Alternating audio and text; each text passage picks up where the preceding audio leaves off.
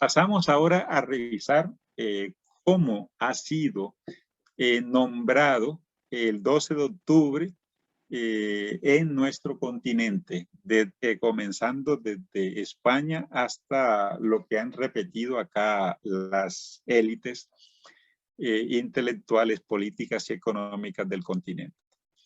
Entonces, aquí les digo que Faustino Rodríguez San Pedro, presidente de la Unión Iberoamericana en 1913, propuso el 12 de octubre como fecha para celebrar la unión entre España e Iberoamérica. Dicha celebración sería también un homenaje a Cristóbal Colón. Entonces aquí de una vez comenzaron los nombres, ¿verdad? Los nombres que se le ha dado a ese acontecimiento. España empezó con las etiquetas. Primero lo llamó Fiesta de la Raza Española en 1914. Después, en 1915, Día de la Raza, ¿verdad? Que acá en Costa Rica también aparecía como Día de la Raza. En 1917 lo cambió por Fiesta de la Raza. Esta fecha, 12 de octubre, fue elevada a Fiesta Nacional Española el 15 de junio de 1918 por Alfonso XIII. En 1958 se cambia Fiesta de la Raza por Fiesta de la Hispanidad. Con ese nombre, digamos, aparece en algunos textos escolares de 1990 todavía, Fiesta de la Hispanidad. Y esa fue confirmada, ese mismo nombre, fue confirmado en 1981 y actualmente es una fiesta nacional llamada Fiesta Nacional de España. Entonces el 12 de octubre es para España la apoteosis más grande que ellos han tenido en la historia, porque ampliaron su frontera más allá del Atlántico, conquistando nuevas tierras y ampliando por eso el poderío económico, material, político y cultural de la España. Bueno, desde aquellas iniciativas de España, entonces, esta fiesta cruzó las aguas y vino a recolonizar nuestro calendario cívico latinoamericano. Nosotros la hemos conocido en América Latina como Fiesta de la Raza, Día de la Hispanidad y actualmente como Día de las Culturas. Pero digamos, pocos países latinoamericanos le dan otro nombre a este 12 de octubre. Por ejemplo, después de llamarlo Día de la Liberación de la Identidad y de la Interculturalidad, en el 2011 Bolivia empezó a llamar ese 12 de octubre como Día de la Descolonización. En Bolivia, Día de la Descolonización. Después, desde el 2009, Perú lo celebra como Día de los Pueblos Originarios y del Diálogo Intercultural. Desde el 2010, Ecuador lo denomina Día de la Interculturalidad. Y en Cuba no se celebra este 12 de octubre, sino porque ese día, ese 12 de octubre, coincide con el inicio de la Guerra de Independencia contra España. Entonces, es para que vean algunos otros nombres que otros pueblos, otros países le han dado a este día 12 de octubre. Costa Rica, en 1994, mediante la ley 7426, declara el 12 de octubre como Día de las Culturas. No les voy a leer todo el enunciado de dicha ley, simplemente que ese 12 de octubre busca enaltecer el carácter pluricultural y multiétnico del pueblo costarricense. También se señala ahí que los valores indígenas europeos, africanos y asiáticos presentes en la composición de la idiosincrasia costarricense se exaltarán en los actos conmemorativos del Día de la Cultura. Y también les señalo que los programas de estudios de primer y segundo ciclo deberán incluir todos los componentes culturales y étnicos acorde con el carácter pluricultural y multiétnico del pueblo costarricense. ¿Por qué les hago énfasis en esto? Porque ya hemos visto en el conversatorio anterior que hay un proceso de eliminación de algunos de esos componentes. La ley dice que hay que incluir todos los componentes culturales y étnicos del carácter pluricultural y multiétnico del pueblo costarricense. Pero, digamos, los textos escolares como que obvian, omiten, dejan de lado esta ley y comienzan a llevar a cabo un proceso de exclusión de alguno de los componentes. También decía esta ley que hay que exaltar, ¿verdad? Enaltecer los valores de todos los componentes, pero también vimos que en muchas de las imágenes que se presentan en los textos de estudios sociales, eliden, omiten, rebajan algunos de los componentes. Aquí tengo algunas imágenes de los textos celebrando el Día de las Culturas. Pero vean ustedes, en el primero que tenemos a la izquierda dice Día de las Culturas 12 de octubre de 1492. Y los únicos componentes que aparecen aquí son los europeos y los indígenas. ¿Verdad? Entonces ya ahí quedan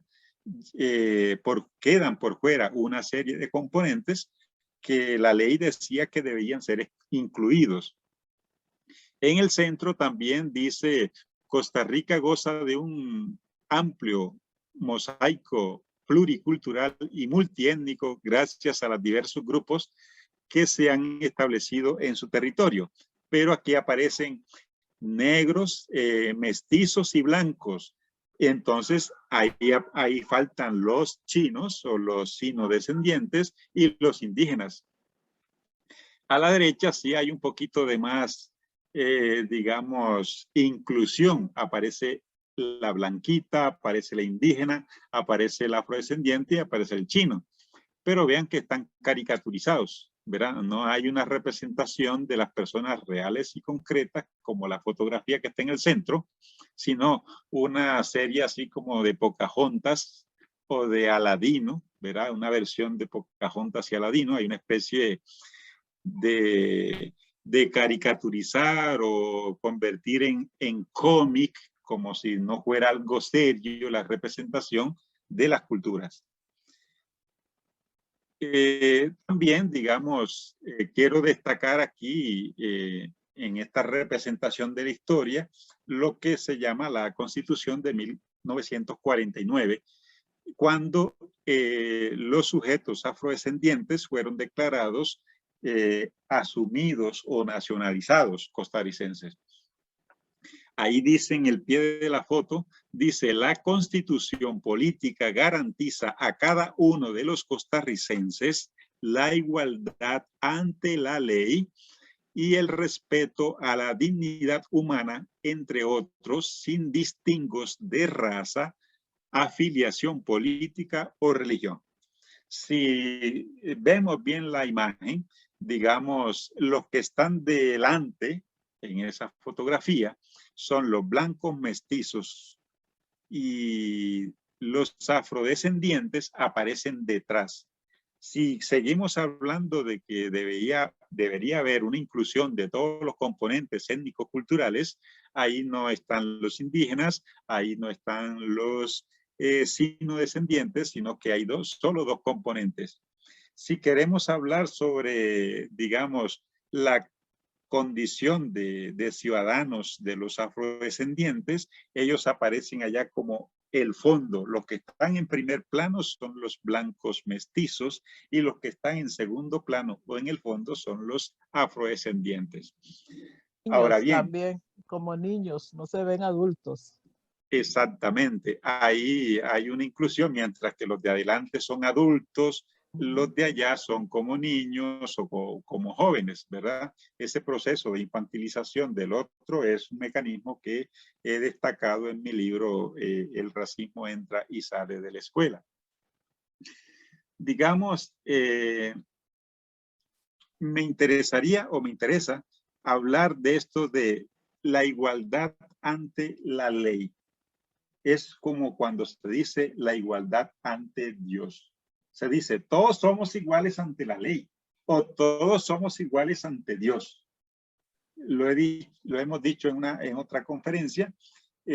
Cuando se alude a este argumento es porque todos somos diferentes frente a los demás o todos somos distintos ante los demás y no tenemos los mismos derechos ante los demás. Se acude a un mecanismo como la ley, una cuestión abstracta, o a Dios, un ser que no tenemos en este mundo, para señalar de que somos iguales en alguna manera. Pero aquí les pongo un dato, que de 1993 al 2015 fueron presentados 21 casos de discriminación contra los afrodescendientes. Y esos casos fueron rechazados por la Sala Constitucional, los declaró a no lugar, aludiendo de que faltaban pruebas o que las pruebas eran insuficientes. Entonces, cuando un afrodescendiente dice soy atacado, discriminado, soy racializado, excluido, etcétera, tiene que llevar todas las pruebas del mundo para que se le crea. Entonces, la igualdad ante la ley aquí se cuestiona porque han habido 21 casos de discriminación y ninguno de ellos ha sido aceptado a favor de los afrodescendientes, ¿verdad? Sino que se han desestimado, se han descartado y no se han acusado, no se ha castigado a la persona que discrimina.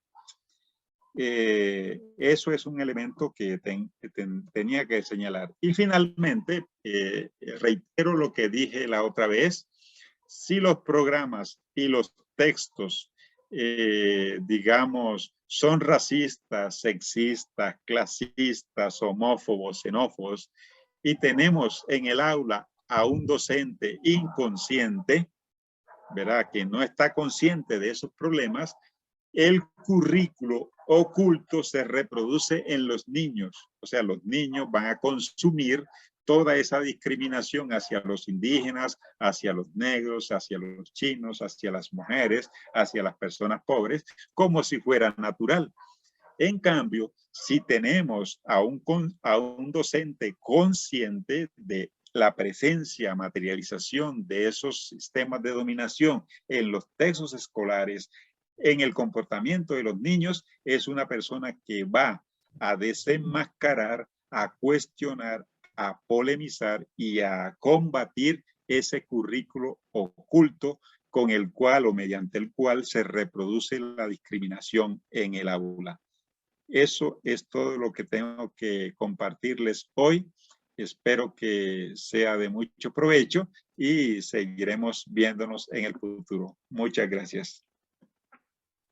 Gracias, colega. Somos voces de la historia, sangre, tinta y papel. Somos voces de la historia, mis ancestros, su saber, mis ancestros, su saber, mis ancestros, su saber.